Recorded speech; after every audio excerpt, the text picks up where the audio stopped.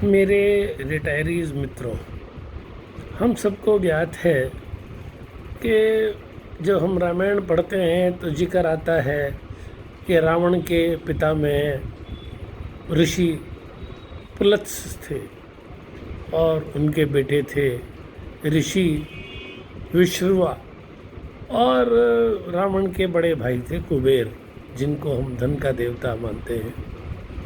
और उनके यहाँ रावण पैदा हुआ, जिसने लंका का नाश कर दिया। यही स्थिति आज यूनियन की है, जहाँ पे एक और परवाना जी, प्रभातकर जी, तारकेश्वर चक्रवर्ती जी जैसे नेता हुए, मंडल जी, चड्ढा जी जैसे नेताओं ने उसको पाला पोसा और उसके लिए मेहनत की और उसको एक ऐसी ट्रेड यूनियन बनाया जो एम्प्लॉइज़ के हितों की रक्षा करती थी। वहीं जो वर्तमान जनरल सेक्रेटरी हैं, उन्होंने उस पूरी परंपरा का मलियामेट कर दिया। उस समय पैसे नहीं थे। मुझे आज भी अच्छी तरह से याद है कि सन 72-73 में परवाना जी को मैंने साइकिल पे चांदनी चौक में जाते हुए देखा। उनके पास कोई पैसों का अंबार नहीं था। आज तो ये पैसों के अंबार पे बैठे हैं, इनके पास अरबों रुपया है और ये हवाई जहाज़ों में जाते हैं। वो साइकिल पे जाते थे, ये हवाई जहाज़ों में जाते हैं। और इन्होंने एम्प्लॉइज़ की सुविधाओं का सत्यानाश कर दिया। वो जो एग्रीमेंट जिसको हम बाइपर्टाइट कहते हैं, उसको इन्होंने मलियामेट कर दिया है। जहाँ तक पेंशनर्स की बात है, ये बात तो तारकेश्वर चक्रवर्ती जी ने तभी, वो तो हालांकि 1986 में रिटायर हो गए थे। पेंशन 1993 में एग्रीमेंट हुआ, उनको पेंशन मिलनी नहीं थी, लेकिन उसी की वजह से ये 1/1/86 से लागू की गई ताकि तारकेश्वर चक्रवर्ती जी को भी पेंशन मिल सके।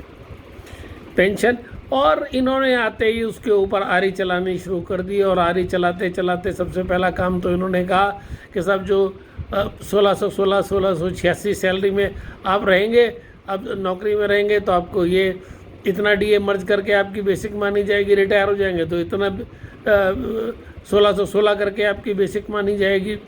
फिर इन्होंने, इनका तब भी से दिल नहीं भरा तो इन्होंने कहा जो 2002 से पहले रिटायर हो गए, नवंबर 2002 से पहले, उन्हें पूरा डीए नहीं देंगे, उन्हें टेपर डीए देंगे। हालांकि 1 फरवरी 2005 से सभी को 100% डीए दिया जाना था। यूनियन का बिहेवियर सही मायनों में एंटी पेंशनर्स शुरू से रहा है और जब से CH वेंकटचलम बने, इन्होंने हमेशा यही काम किया है।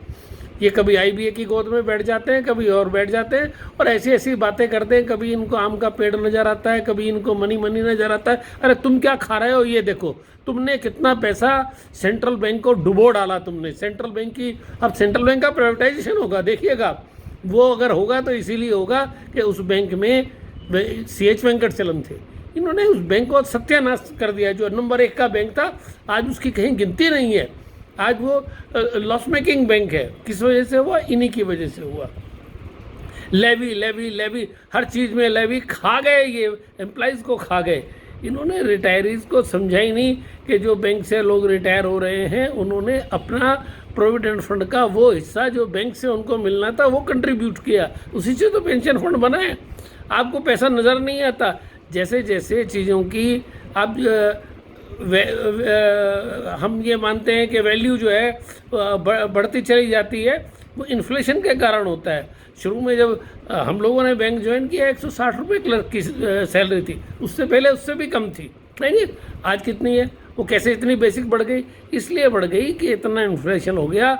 उस टाइम में जो आदमी जो ग्रेजुएट होते थे, 180 रुपये मिलते थे। जितना उस पैसे में गुजारा हो जाता था, आज 25-30 हज़ार रुपये में अपना गुजारा नहीं होता। अब क्यों? क्योंकि चीज़ों की महंगाई बढ़ गई है। 20 रुपये में मकान मिल जाता था, उसमें सब कुछ सुविधाएं होती थी, टॉयलेट भी होता था, लाइट भी होती थी। मैं खुद रहा हूँ ऐसे मकान में जो 20 रुपये किराए पे था और ये चीज़ें ठीक थी। और शहर में थी, मेरी पोस्टिंग रायबरेली में हुई, वहाँ 20 रुपये मकान था। उसमें सारी सुविधाएँ थी, पानी की सुविधा थी, बिजली की सुविधा थी, साथ में टॉयलेट की सुविधा थी। अच्छा मकान था, बिल्कुल बैंक के पास बराबर में पास में था। तो 20 रुपये में अवेलेबल होता। आज उस तरह का आप मकान लेना चाहिए, आपको 5,000 में नहीं मिलेगा। तो ये पैसे की वैल्यू जो है डेप्रिशिएट हुई है। 35(1) शुरू से थी। 35(1) में सिंपल लिखा हुआ कि केवल 86 से 87 का में जो रिटायर में उन्हीं का पेंशन अपडेशन हो गया। जी नहीं, आपने 2003 में उसमें अमेंडमेंट किए। क्यों किए? अगर वो क्लास रहनी नहीं थी और अपडेशन होना ही नहीं था तो आपने क्यों किए? आप चीज़ों की गलत व्याख्या करते हैं और उस गलत व्याख्या का नतीजा है कि आज लोग आपके खिलाफ हैं। लोग आपका स्वागत जो है सड़े हुए अंडे टमाटरों से करना चाहते हैं, आपके पुतला जलाना चाहते हैं। हम भी जलाना चाहते हैं। हम कह रहे हैं हम आपका पुतला जलाना चाहते हैं क्योंकि आप इसी लायक हैं। आप लायक नहीं, आपके लिए तो नालायक शब्द का प्रयोग करना चाहिए। IBA की आप गोद में बैठे रहते हैं और हर वक्त उल्टी बातें करते रहते हैं। जो चीज़ें मैनेजमेंट नहीं कहना चाहता वो कहना चाहते हैं। आप विरुद्ध थे इस बात के कि 30% फैमिली पेंशन हो। वो सरकार की वजह से हुई, आपके किसी करने से कुछ नहीं हुआ है। अभी जो 10,000 रुपया दिया गया, यूनियन बैंक ने तो पहले ही दे दिया, आपने IBA में तो बहुत बाद में किया। ये ऑलरेडी सरकार चाहती थी कि ये समस्या दूर हो। सरकार सबको एक समान DA देना चाहते हैं। केवल आप हैं जो नहीं चाहते कि सबको एक समान DA दिया जाए। ये केवल आपकी वजह से है और ये सारी की सारी अड़चन डालने वाले आप हैं। आप झूठ बोलते रहते हैं, आप छाती पे हाथ मार मार के झूठ बोलते रहे। मैंने आपको खुद देखा है 2013, 14, 15, 16 तो लगातार कि साहब जब तक पेंशन का मसला नहीं सुलझेगा मैं बायोपेटाइट साइन नहीं करूँगा। अरे आप तो जाकर के तलवे चाट गए और जाकर के आपने बायोपेटाइट साइन किया। आप झूठ बोलते हैं। आपने रिकॉर्ड नोट साइन किया 2015 में कि there is no contractual relationship. अगर कॉन्ट्रैक्ट नहीं है तो पेंशन क्यों दी जा रही है? आप भी बताइए ना।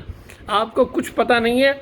आपने वास्तव में जो आज वर्किंग एम्प्लॉई हैं उनका नुकसान करने के लिए पहले स्पेशल अलाउंस 7.75 किया, फिर उसको बढ़ा करके आपने 11.5 कर दिया, फिर आपने उसको बढ़ा के 16.4 कर दिया, जिसके कारण जो उनकी टोटल सैलरी थी उस पर जो उनको पेंशन मिलनी थी वो घट के 50% के बजाय 45.5% रहेगी, फिर 41% रहेगी। आप चाहते हैं कि कल को 25% हो जाए, यही आपका कहना है और इसी तरह से आप करते हैं। ये काम आपने मेडिकल इंश्योरेंस पे किया कि medical insurance at the cost of bank मिलनी थी, केवल आपकी और आपकी वजह से और आपके चमचों की वजह से और उन रिटायरीज यूनियन की वजह से जो आपके तलवे चाटती रहती हैं, उसकी वजह से वो medical insurance at the cost of bank retirees को नहीं मिली और रिटायरीज आज भी लड़ते हैं। मैं आपको दिखाऊंगा इस सेंट्रल बैंक का प्राइवेटाइजेशन होगा और आप सर नीचे और टांग ऊपर करके खड़े हो जाएंगे, तब भी प्राइवेटाइजेशन होगा, गवर्नमेंट करेगी और ये होगा आपकी नीतियों के अलावा। आपकी वजह से आपने अपने वर्किंग एम्प्लॉयज़ का नुकसान किया, आपने अपने रिटायरीज का नुकसान किया। आज की बात है जब तारकेश्वर चक्रवर्ती जी को बनाया गया और रिज़ाइन किया, उन्होंने प्रभातकर जी ने कहा कि साहब जो वर्किंग एम्प्लॉय है वही जनरल सेक्रेटरी होगा, लेकिन आप लोगों ने गैंग बना करके जो वर्किंग एम्प्लॉय हैं उनको जनरल सेक्रेटरी